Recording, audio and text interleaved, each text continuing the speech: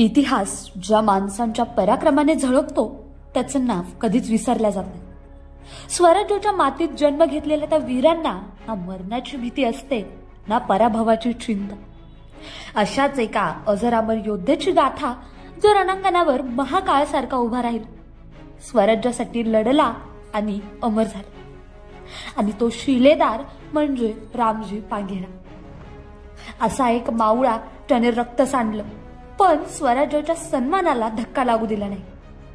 प्रतापगडाच्या रणसंग्रामात त्याने अफजल खानाच्या फौजाला तडाखा दिला आणि कन्हेरगडावर 20,000 मुघलांना तोंड देत 700 मावळ्यांसह तुफान लढा दिला। 1670 चा तो काळ शिवरायांनी मुघलांशी तह मोडला आणि किल्ले परत मिळवण्यासाठी आपले शिलेदार पुन्हा रणांगणात उतरले। त्याच वेळी दिलेर खान स्वराज्यावर चाल करून आला होता। रामजी पांघेरा आपल्या 1000 मावळ्यांसह कन्हेरगडाच्या पायथ्याशी तळ ठोकून होते। हेरांनी धाव घेतली।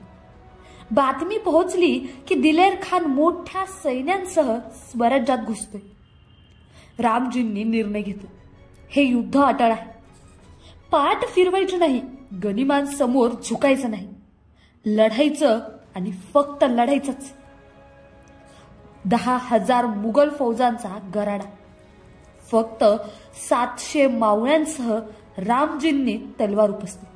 त्या दिवशी युद्धभूमी रक्ताने लाल झाली। रामजी पांघेरा शत्रूच्या छावण्यावर तुटून पडले।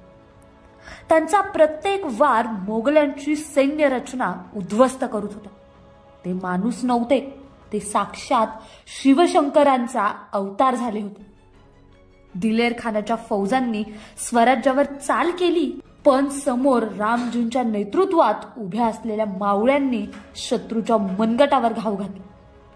हर हर महादेवच्या गर्जनेने आकाश दणाणून गेला। गनिमांची फौज कोसळली, रक्ताच्या नद्या वाहू लागल्या आणि दिलेर खानाचा ध्वज जमिनीवर कोसळला। पण या लढाईच्या शेवटी स्वराज्याचा हा पराक्रमी सिंह धारातीर्थी पडला। रामजींनी आपल्या रक्ताने स्वराज्याची माती पावन केली। हा पराक्रम फक्त एक लढाई नव्हती, तर तो होता स्वराज्यासाठी एक पवित्र यज्ञ। रामजी पांघेरांनी हे सिद्ध केलं की स्वराज्य म्हणजे केवळ भूभाग नव्हे, तर तो एक विचार आहे, तो एक स्वप्न आहे। आजही त्यांच्या बलिदानाची गाथा आपल्याला प्रेरित करते। अशा या सिंहाला मानाचा मुजरा।